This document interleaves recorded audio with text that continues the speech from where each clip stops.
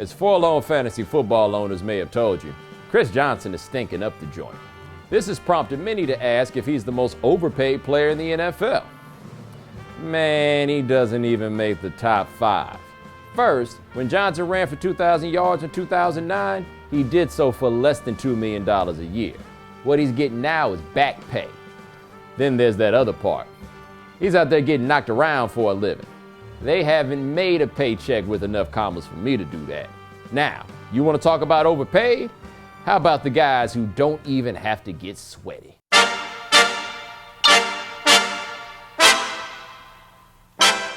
You remember that? We had dinner with that guy who played quarterback, and he got cut because the starting quarterback not only wanted his buddy as the backup, but also a guy he knew could not play. Yeah. He might have been hating though. That's it, Charlie Batch. Great example of a backup quarterback. Everybody likes Charlie Batch. Why does Charlie Batch not have his own deal with New Era? Number 5, Luke McCown. This is McCown's 9th season. He's played in 21 games in his career. He didn't play a down in 2005 or 6, but still made 6 figures every year. No, think about this, Luke. There's a bunch of those McCowns. I'm not gonna pretend as if you could slip another McCown in and nobody would even know. It's also confusing when they're McNown. Yeah, it's Kay McNown and the McCown.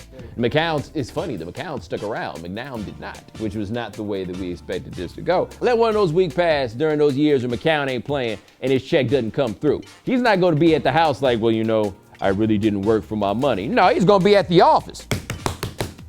Hey, we got a problem? Number 4, David Carr.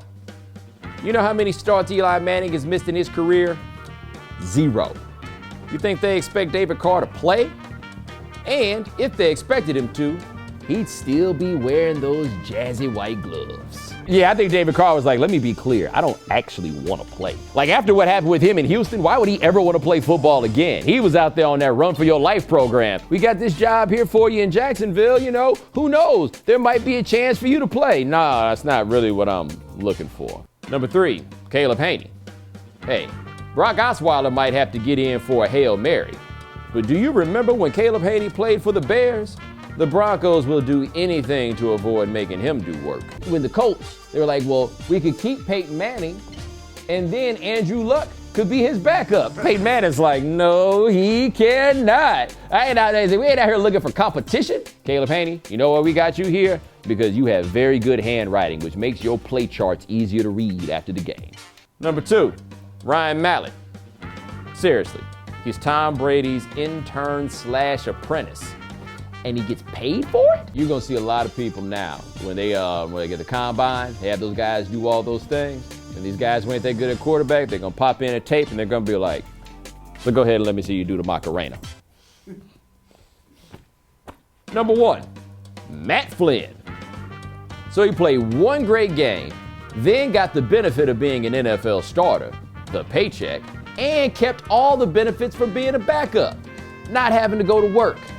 If I were him, I wouldn't have even been mad to lose my job to Russell Wilson. Matt Flynn will make more money on this year in Seattle than Russell Wilson will make his entire life of this particular contract. Now, what's more overpaid than that? And I'm not hating. I want to know how he did it. If they want to pay us to do these shows, but don't want us to come do the show anymore, I mean, it might hurt for a little while, but when payday comes around, we will find a way to deal. Seriously, who's more overpaid?